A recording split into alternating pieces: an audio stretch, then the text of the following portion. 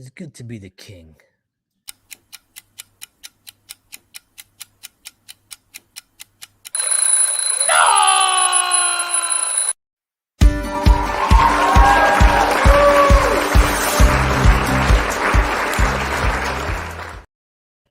Hello. Good morning, everyone. Welcome. It is 7 a.m. and it is Friday, June 18th, 2021. My name is John Henry Soto. Thank you very much for joining me here. If you like these morning chats, please like, share, and subscribe.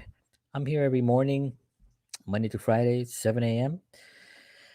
and have an announcement on Monday that I'm making. It's a big announcement, and it's going to change a few things. But I'll be here Monday morning, 7 a.m. for an announcement. If you're interested, tell your friends. I'll be here, and but yeah, there's a lot going on. I'm a little tired today. Um, Still doing some stuff. A lot of activity going on in my life. But I will be here Monday, so all the mystery is out. I keep talking about it. Very specific reason why I can't just talk about stuff which is silly, but I have to abide by those rules. Um, those rules. So I'm here right now to kind of talk about movies this week. We've covered some great films. This Monday I did Goodfellas. Tuesday I did Prisoner of Second Avenue. Uh, Wednesday I did Manhattan. Yesterday I did Night Shift. And today's film is a film that it's a film that when it came out was not considered as a good film. It was pretty much bashed. Um, but it immediately pretty quickly became a cult classic, as they say with these films after a while.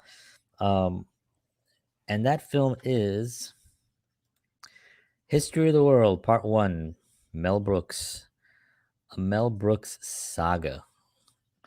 Um, I sometimes think of this film and I wonder, can this film be made in 2021? I don't know. I like to think that yes, it can, and that those that cry wolf or those that just cry in general um, would go away. But I don't know if this film would be. There's a lot of Mel Brooks hits everyone, right? He hits everyone and everything. He's got no filter on what direction he wants to go in. If you watch Blazing Saddles, which is another favorite film, um, you you understand that he does not have. It's for the joke. It's for the joke. Humor has sort of gone away with a group of people, um, because of the sensitivity issues has gotten extremely high. Um, and then cancel culture. Like Mel Brooks would probably be canceled if he put out something like this, or even if he attempted to do even like let's just say he was around during let's say YouTube was around during the 70s and the 80s. I don't think Mel Brooks would be. I think he would be banned. I think he would have been taken down, censored, canceled easily. Um, but he's funny, and that's really the main thing about just comedy in general. I mean, comedy takes something that actually is a real thing, and then it kind of shakes it a little bit, and it tilts it, and then it presents it in a different way, in a different form. It's trickery, it's magic. It's you think you're going this way, and suddenly the comedian will hit you with this over here, and you're like, oh, I wasn't expecting that. And that's what Mel Brooks does in these films. Just a lot of things you don't expect. Some things are silly, complete over the top silliness. Um, Other things are very clever, a lot of cleverness. Um, but there's a lot of things that he talks about in History of the World, like religion, the Inquisition, Jesus Christ, Moses. Um, he hits pretty much, the Roman Empire. He hits pretty much everything, and he hits it equally. He's not favoring anything. He's a Jewish guy, but he's not hitting anything different than anything else. He's just out there and still going strong. At 90 something years old, Mel Brooks, um, pretty impressive guy, and he played a lot of different characters in History of the World. It's basically, in case you don't know, it's sort of he touches upon history, covering certain areas of um, of history with humor, obviously. And so he ends up playing. He plays Moses. He plays Comicus. He plays Torquemada. He plays King Louis. Um, he plays King Louis XVI, and it's pretty funny, History of the World, and he's got a great cast. So I mean, here he is playing Louis the 16th with Count the Money, or De Monet. Um, Harvey Korman was in this film, and Harvey is one of my favorite comedic actors of all time. The work that he did in on the Carol Burnett show was brilliant, and of course all the things that he did in Blazing Saddles, which he was this in this film, and many others. He's always been really always good, just consistently good comedic actor. Um, he had on a couple of legends that are no longer with us. Actually, Harvey Korman passed as well. Um, Madeline Kahn and Gregory Hines, and these guys are, Gregory Hines played Josephus, and Madeline Kahn playing the Empress Nympho. um, so what can I say about these two comedic actors? And Harvey, Gregory Hines, also a wonderful dancer and singer, all around performer. He's one of those rare few last breeds of guys that can pretty much do it all. Did drama, he did comedy, he danced. He was a tap dancing. He was an incredible tap dancer. He was a wonderful singer. He also sang, had a hit song. People don't remember, he had a hit song on the radio. He also had a ballad on the radio. Um, so he's all around. And Madeline Kahn, I mean, come on. She's was in some of the most, she was also in Blazing Saddles. She was also in, you know, I can't remember all the films, but she just did a lot of comedic roles. I didn't meet her, but I saw her once at a in Manhattan. I was in when I lived there. I was like at a Rite Aid or a CVS or one of those types of stores, and she was standing in front of online, and she started speaking. And she was asking a question about something, and like a few people like just looked because her voice is so distinctive.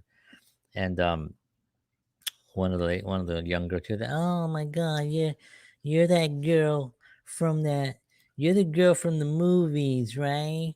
And she just laughed. She was like, "Yeah, I've done some movies," and she was very sweet.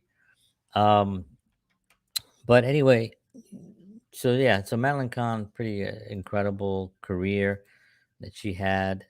Did just a lot of different films, from High Anxiety she was in as well.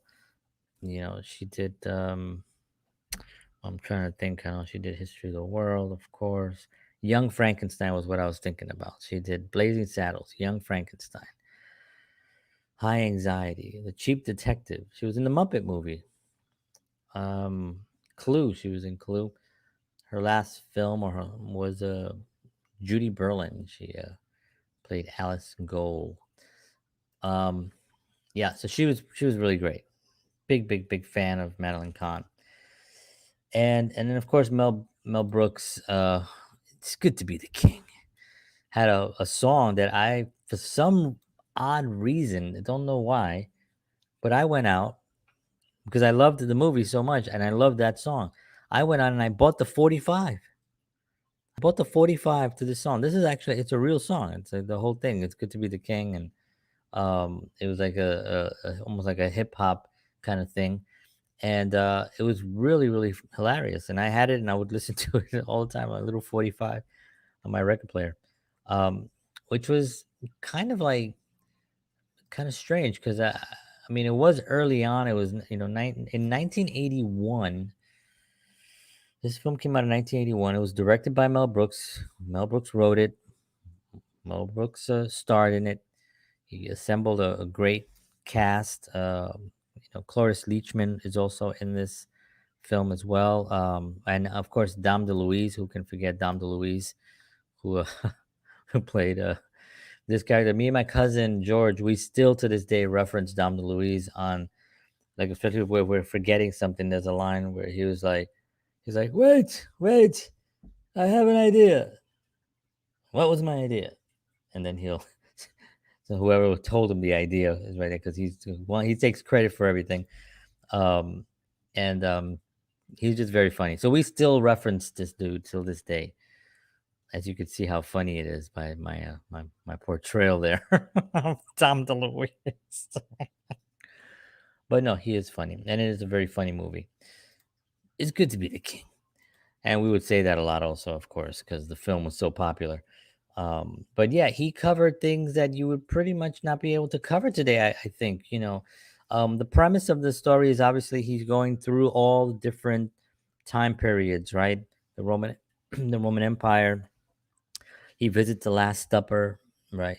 There's that funny scene where you know, Jesus is there with all the apostles, and they're at the Last Supper, and Mel Brooks comes in. He's the waiter.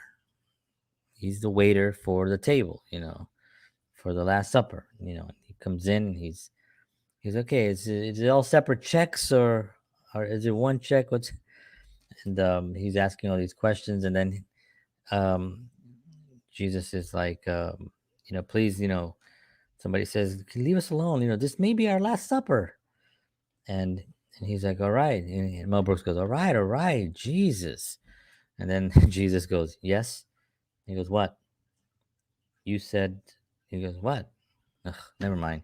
Jesus, yes. What? You? That's sad. That's the joke. And then Jesus goes.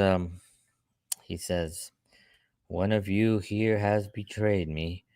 And they're like, "No, no. Why would we do that?" And then there's a little bit of silence, and then Mel Brooks goes, "Judas," and he goes, and he says, "Try the soup."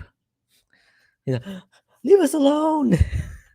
He's like, all right, Jesus, So it's silliness done extremely well, very funny.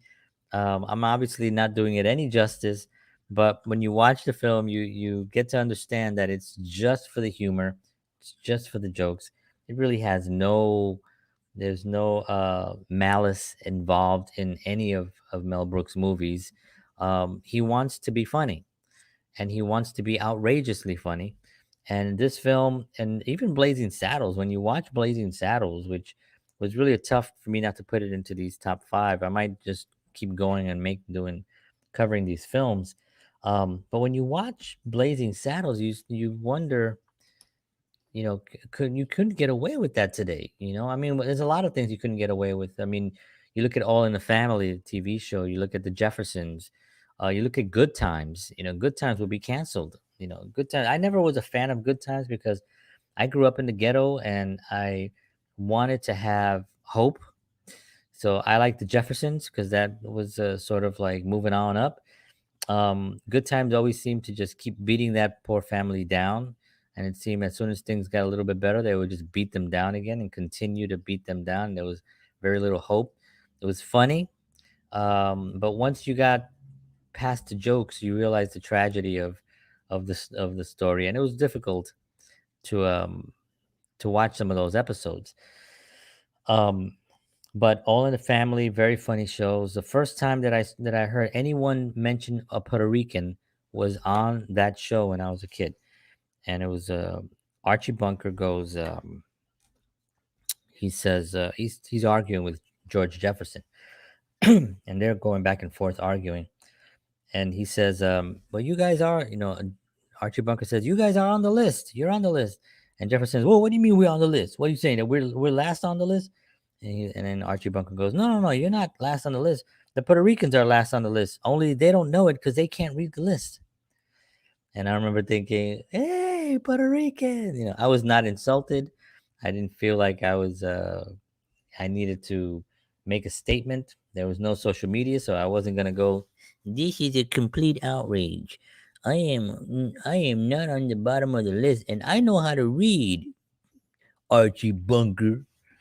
So I didn't go that route. I didn't feel. I was actually like thrilled that they said Puerto Rican. I remember watching Chico and the Man on TV with Freddie Prinze. Puerto Rican on TV. Holy cow!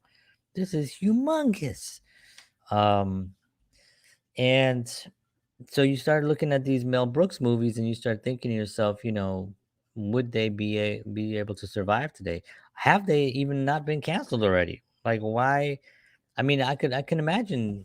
I can see somebody. I mean, they canceled Dr. Seuss and some of the things, and whatever it is that gets people. And remember, it's a small percentage. I think people don't realize how small the percentage of people that pushed for this cancellation are.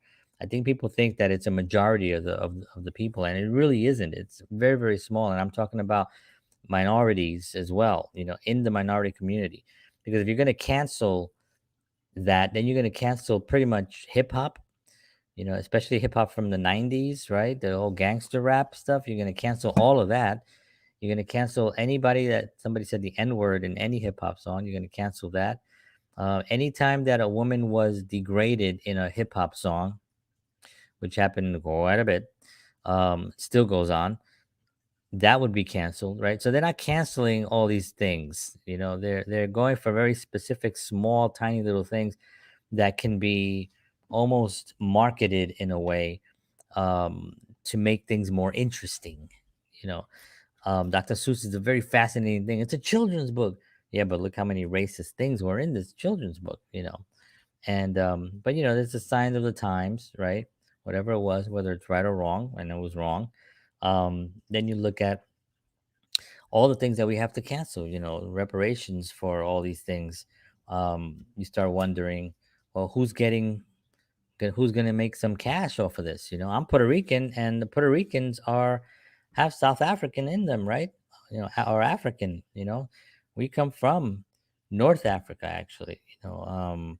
There's the Spaniards, the uh, the Spaniards, the Taino Indians, and the Africans gathered in Puerto Rico, and that's where they migrated to. And the Puerto Rican was born out of these three. As a matter of fact, if you go today to San Juan in Puerto Rico, you'll see a statue. It's a big statue, and it has the Taino Indian, you have an African, and you have somebody from Spain, a Spaniard. And those are the ingredients of a Puerto Rican. So, uh, you know, I'm expecting a check any day. But anyway, back to what I was talking about. I kind of go off on tangents here.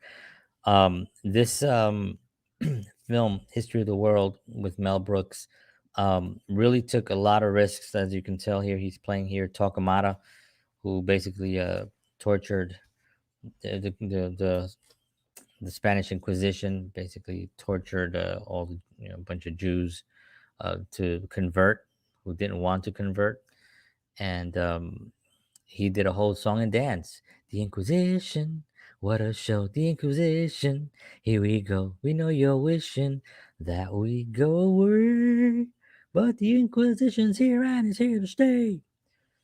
Um, and yeah, the whole song and dance with the whole water scene, like they did in the '40s, those water films, and